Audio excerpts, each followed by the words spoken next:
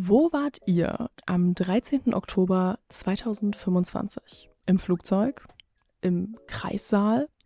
Auf Tumblr, YouTube, Instagram und Twitter gleichzeitig? Egal, was ihr am Abend des 13. Oktobers gemacht habt.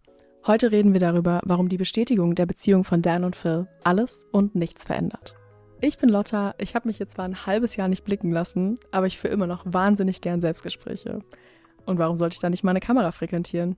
Herzlich willkommen in meinem Fiebertraum. Hey, alles glänzt, so schön neu. Alles beginnt am 13. Oktober 2025 um 20:10 Uhr deutscher Zeit mit einem Tweet von Phil. If you've ever been into Dan and Phil, you might want to be online in an hour or so.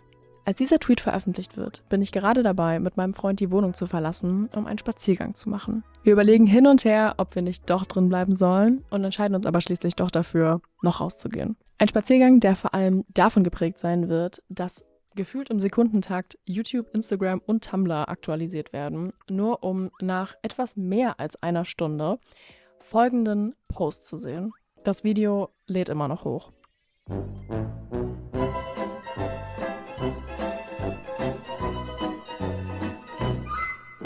Zwei der erfolgreichsten YouTuber der 2010er laden ein Video mit dem Titel The Video Big hoch. Also hat es offensichtlich eine erhöhte Wichtigkeit und scheinbar haben die beiden nicht drüber nachgedacht, das Video schon vorher hochzuladen und dann quasi al dente auf öffentlich zu stellen. Naja, als wir dann fast wieder zu Hause sind, ist das Video auf einmal da. The Video Big heißt jetzt Are Dan and Phil in a Relationship? The Truth. Ich schaue die ersten paar Sekunden, dann fange ich an zu schreien. Lass uns also mal ganz kurz drüber reden, was eigentlich in diesem Video passiert. Das Video beginnt im Prinzip mit der Information, auf die alle warten. Dan fragt, Are Dan and Phil in a relationship? und Phil sagt, Yes. nach 7 Sekunden ist im Prinzip alles gesagt. Die beiden reißen das Narrativ, was so viele Jahre ohne sie eigentlich geführt wurde, sofort an sich. Und als die beiden dann schon aufstehen wollten quasi, setzen sie sich auf einmal hin und sagen, nee, Moment, ihr wollt mehr Informationen? Oh, sorry, you wanted more, did you? Oh. You want the juice. Okay. The tea, the blood, the tears. Es gibt so viele Sachen, die ungeklärt sind, die sich über all die Jahre angesammelt haben und darüber muss gesprochen werden. Und das machen die beiden auch. Sie beginnen vor allem erstmal zu beschreiben, was denn überhaupt passiert ist, was es für Verschwörungstheorien gab und was für Gerüchte gab. Und im Prinzip ist es das, was ich eigentlich auch schon mal in meinem anderen Video thematisiert habe. Also wenn ihr noch komplett neu in der Materie seid, gar keine Ahnung irgendwie habt oder vielleicht auch einfach nur noch mal für die LOLs ein bisschen Infos über Dan und Phil sammeln wollt, dann schaut euch gern noch mal mein Video an, was ich vor einem halben Jahr dazu gemacht habe. Sorry.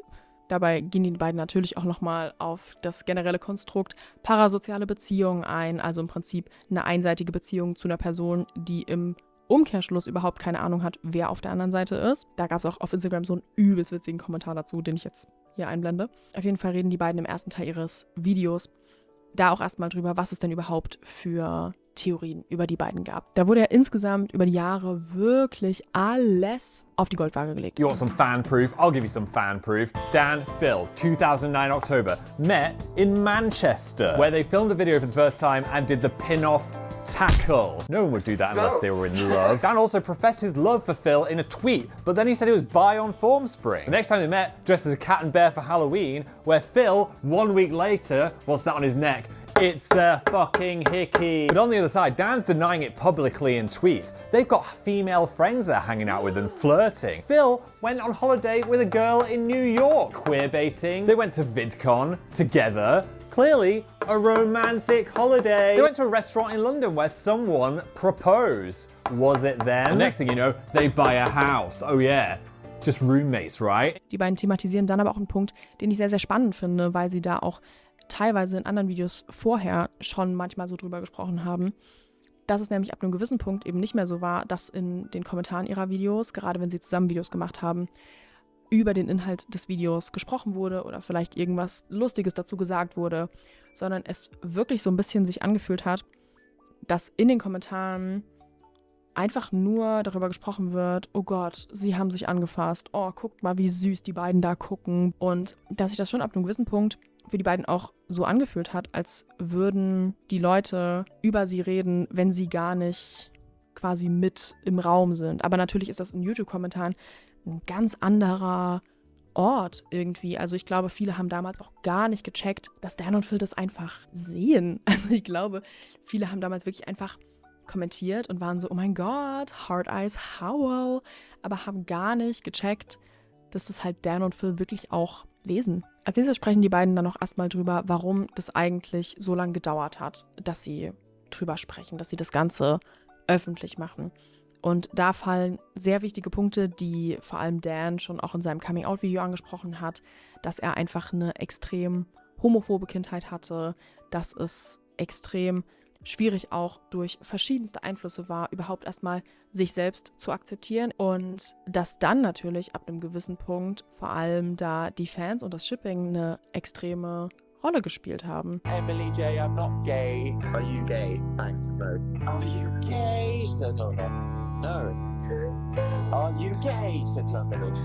No. No, am I gay? No. Like, no Jordan S, I am not gay. Are you gay? In caps lock. Und da finde ich es vor allem spannend, dass die beiden es immer wieder schaffen, auch ihre Community auf Fehlverhalten hinzuweisen. Ich meine, wir sind alle irgendwie älter geworden und ich glaube auch in der Community hat da sehr, sehr viel einfach auch Selbstregulation stattgefunden. Und ich finde es allgemein auch spannend, dass dann zum ersten Mal auch so wirklich Phil darüber spricht, weil das in erster Linie in den letzten Jahren auch immer Dan war, der sich da geäußert hat. Auch Dan derjenige war, der sich früher schon viel dazu geäußert hat, der wirklich auch damals gesagt hat, nee, ich finde das nicht in Ordnung, lass das bitte, gerade auch so im Hinblick auf damals das Stalking und alles sowas, dass ja wirklich Leute bei denen vor der Tür aufgetaucht sind und gesagt haben, hallo, hier sind wir. Und ich glaube, das ist ein wahnsinnig wichtiger Schritt für die beiden gewesen, auch das alles jetzt einfach mal mit der Welt zu teilen und nochmal so final in so einem Brecher-Video nochmal kundzutun, einfach zu sagen, nee, Leute, das ist passiert und diesen Einfluss hatte das auf uns. Es ist der Zeitpunkt gekommen, dass Dan und Phil über das Valentine's Day Video gesprochen haben. Und für die, die nicht wissen, was das ist, es ist ein Video, was Phil damals, kurz nachdem die beiden zusammengekommen sind, für Dan gemacht hat, als der gerade in Indien im Urlaub mit seiner Familie war. Und Phil hat es eigentlich nur für Dan hochgeladen. Der hat es auf seinem Kanal hochgeladen und auf privat gestellt, dass es nur für Dan sichtbar war. Und dann gab es aber einen YouTube-Glitch und das Video wurde öffentlich gestellt. Phil hat danach halt auch Leute angeschrieben und war so, bitte löscht das, verbreitet das nicht. Aber ja, wie das Internet halt so ist, hat sich das verbreitet wie ein Lauffeuer. Und auch ich habe Zeiten miterlebt im Fandom, als das gehandelt wurde wie heiße Ware. Da wurden References dazu dauerhaft gemacht. Ich weiß nicht, ob ihr noch diese Fan-Songs kennt, also dieser eine 2009-Song, der ja direkte Anspielungen auf das Valentine's Day-Video macht. Solche Sachen sind mir einfach total in Erinnerung geblieben, weil ich so lange darauf gehofft habe, dass die beiden mal drüber sprechen, weil ich mir einfach das so sehr gewünscht habe, dass endlich mal ausgesprochen wird, was das für ein extremer Eingriff in die Privatsphäre war. Und natürlich, dass Leute das gesichert haben und gespeichert haben, aber vor allem, wie sehr das auch im Fandom rumgeschickt wurde und wie sehr Leute das auch versucht haben zu gatekeepen. Dass wirklich Leute da einfach drüber gesprochen haben, auch auf Tumblr, das immer wieder thematisiert wurde. Aber wenn dann mal jemand danach gefragt hat, dann hat auch niemand so den Link rausgerückt, weil dann alle so waren, ja, aber wir verbreiten das ja nicht weiter, aber es wurde trotzdem immer drüber gesprochen. Und ich finde, das ist so ein krasser Schritt, dass die beiden da jetzt wirklich drüber sprechen und generell bei all den Sachen, bei dem Stalking, dem übergriffigen Verhalten, bei diesen ganzen Eingriffen in ihre Privatsphäre, dass die jetzt einfach da so die Karten offenlegen und wirklich einfach mal sagen, Leute, das war nicht okay. Und im letzten Teil des Videos erklären sie dann natürlich nochmal, warum sie es eigentlich jetzt öffentlich machen. Und da ist mir vor allem im Kopf geblieben, dass sie einen Punkt erwähnen, über den ich noch nie wirklich nachgedacht habe. Es ist für die beiden natürlich auch eine berufliche Einschränkung gewesen, irgendwie in allem. Aber es ist ein unfassbarer privater Einschnitt gewesen, weil noch nicht mal Freunde oder Bekannte von denen wussten, dass die beiden zusammen sind. Also ich gehe davon aus, dass sicherlich enge Freunde das wussten. Aber ich fand es auf eine sehr traurige Art und Weise auch irgendwie schön, dass die beiden gesagt haben, sie wollten das nicht Freunden erzählen, weil dann die Freunde für sie hätten lügen müssen. Und das war so der Punkt im Video, wo ich wirklich kurz schlucken musste, weil ich wirklich gedacht habe, wie rücksichtsvoll gehen die beiden mit ihren Freunden um. Und natürlich ist es der verständlichste Punkt überhaupt, dass die beiden sagen, wir wollen uns nicht mehr verstecken. Wir haben alle kein Anrecht auf diese Informationen.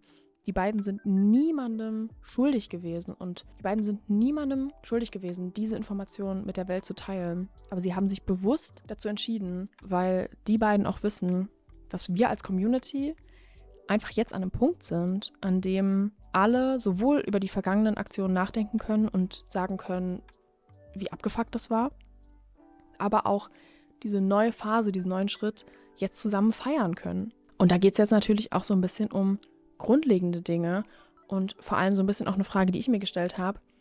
Was ändert das jetzt im Hinblick auf alte Videos? Ich habe viel darüber nachgedacht, dass es schon mal so ähnlich war, nämlich als die beiden ihr Coming-out hatten. Und alle damals eigentlich in alte Videos gerannt sind und gesagt haben, oh my God, it hits so different. Und sich aber seit diesen Coming-outs in den letzten 6 Jahren I'm hot, I don't know how to count. mehr oder weniger schon noch unter den Fans, eigentlich nur auf Reddit, aber schon so unter den Fans, ein bisschen darüber gestritten wurde, sind die beiden jetzt zusammen oder sind die beiden nicht zusammen?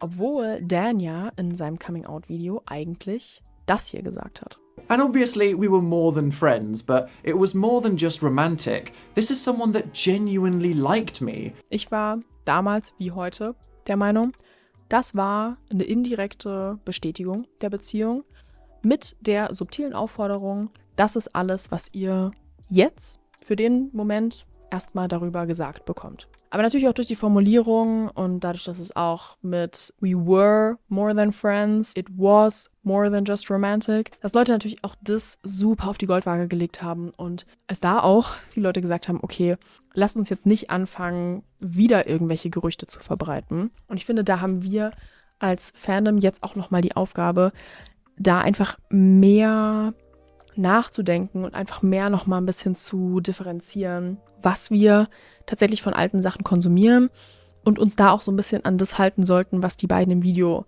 gesagt haben. Da finde ich es auch wichtig, auch einfach nochmal an alle zu plädieren, gerade bei Sachen, die gelöscht sind. So, ich weiß, wir kennen alle diese Google-Dokumente oder die Word-Dokumente mit diesen kompletten Timelines, wo auch gelöschte Posts mit drin sind.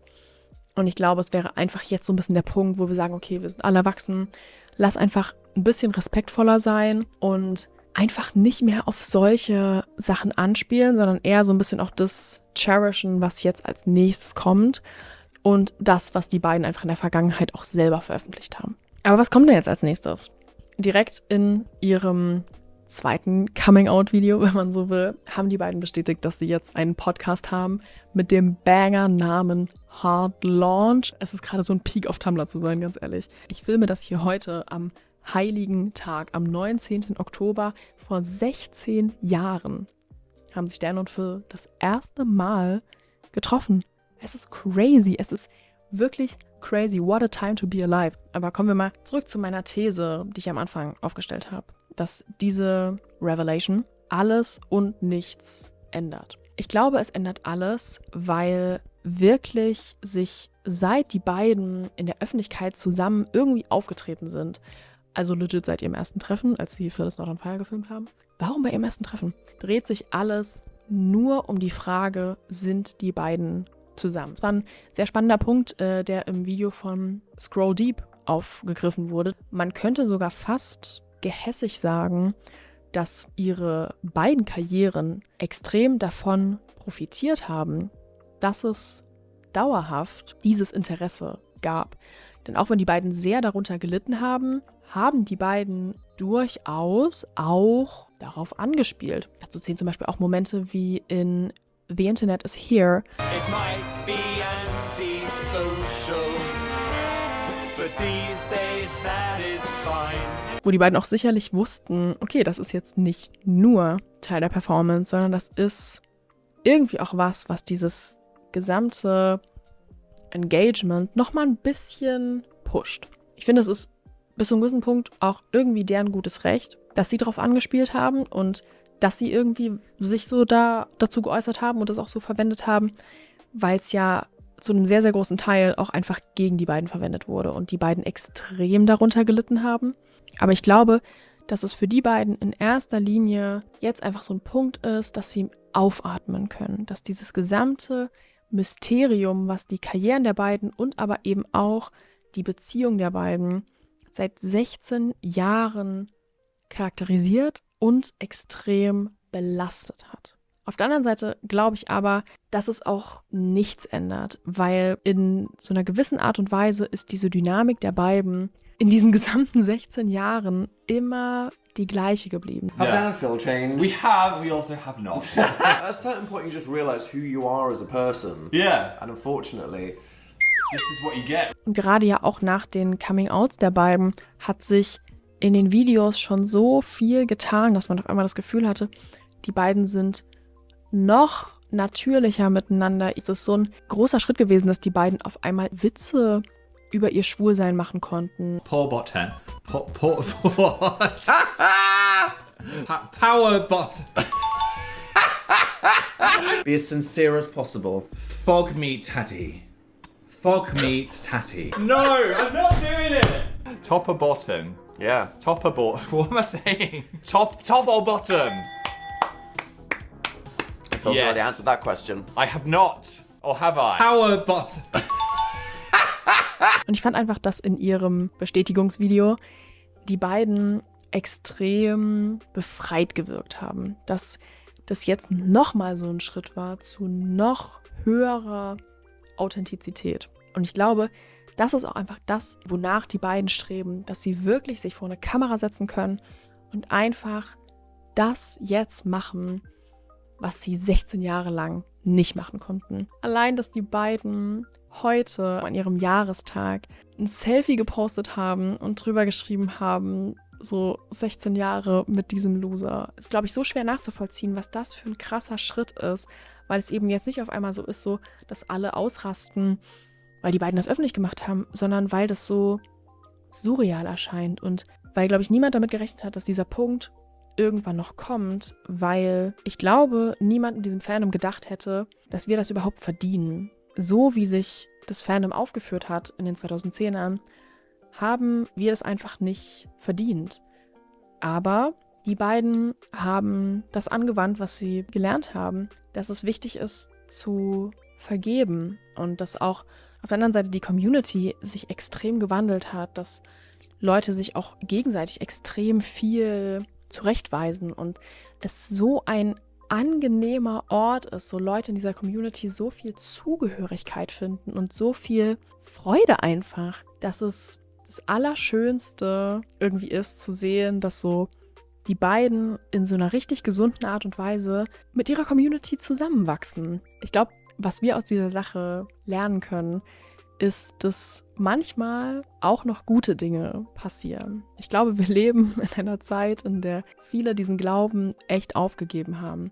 Ich merke selber an mir und lese das auch super viel auf Social Media, dass diese Nachricht und dieses Video vielen Menschen so viel mehr bedeutet als das, was es vielleicht auf der Oberfläche darstellt. Dieses Video hat nicht nur die öffentliche Wahrnehmung von Dan und Phil verändert, sondern ich glaube, viele Menschen sehen darin einen richtigen Hoffnungsschimmer.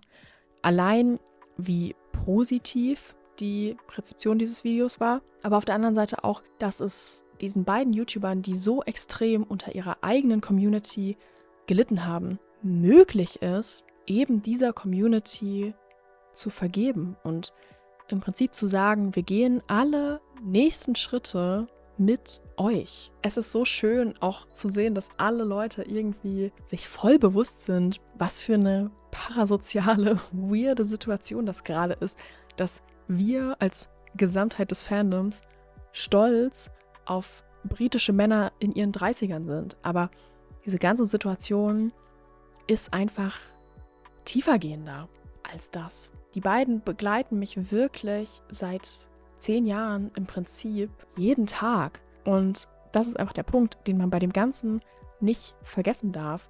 Fandom ist immer viel, viel mehr als einfach nur Künstlerinnen und Künstler oder YouTuberInnen zu bewundern oder Musik zu hören oder Filme zu schauen oder Videos zu schauen. Es ist so viel mehr als das, weil es geht um Gemeinschaft, es geht um Zusammenhalt. Es ist so schön zu sehen, wie viel Freude und wie viel tiefere Bedeutung dieses einzelne Video so vielen Menschen bringt. Vielen Dank an alle, die bis hierhin durchgehalten haben. Es tut mir schon ein bisschen leid, dass ich mich so lang nicht habe blicken lassen. Es ist crazy viel passiert und ich würde ganz gern mal so ein kleines Catching-up-Video machen. Ich habe auch so letztens realisiert, dass ich mich noch nie eigentlich vorgestellt habe. Also wenn das mal irgendwie eine Sache wäre, die ich vielleicht mal machen sollte, dann schreibt mir das gerne mal in die Kommentare. Ich hoffe, euch hat das Video gefallen. Ich würde mich wahnsinnig natürlich über ein Abo und ein Like freuen. Und lasst mich auf jeden Fall in den Kommentaren wissen, wo ihr am 13. Oktober wart und was das Ganze mit euch gemacht hat. Live nebenbei nochmal recherchieren, das kann ich gut. Keine Ahnung, was da für Fragen gestellt wurden. Sehe ich aus wie ein Archiv. Ja? Warte mal, ich muss mal kurz hier ein bisschen dekorieren. Das ist wie so ein richtiger Atze. Irgendwelche Gerichte zu verbreiten. Okay. Mit Dan und Phil ist einfach eine Mensa. Ich bin vieles, aber auch leider dafür bekannt, dass sich in meinem Gehirn sehr, sehr viel um Dan und Phil dreht, weil ich auch in allem, was irgendwie in diesem Kontext von Dan und Phil passiert, eine kulturelle Reference sehe und einfach bei allem denke, oh, das hat irgendeine soziokulturelle Bedeutung. Hat es auch.